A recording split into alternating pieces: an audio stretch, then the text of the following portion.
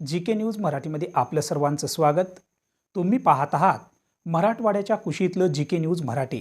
आता घेऊ विविध क्षेत्रातील राजकीय, सामाजिक, आर्थिक, कृषी आणि क्रीडा व तसेच शैक्षणिक विषयी घडामोडींचा आढावा। चला तर वळूया पुढील बातमीकडे। उन्हाची तीव्रता दिवसेंदिवस वाढत असताना थंड पाणी व शीतपेयांची मागणीही वाढली आहे।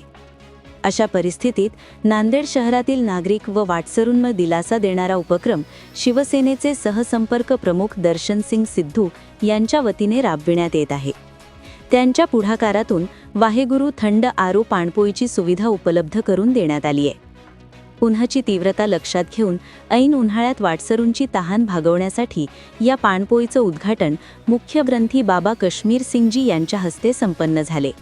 यावेळी आमदार बालाजी कल्याणकर, आमदार आनंद बोंढारकर यांच्यासह अनेक मान्यवर उपस्थित होते।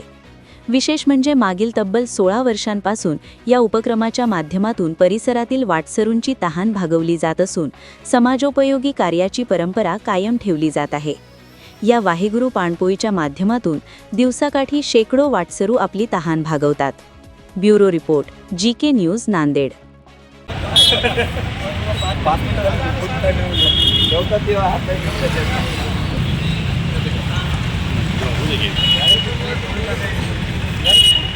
तुम्ही पाहत आहात महाराष्ट्राच्या कुशीतलं जी के न्यूज मराठी।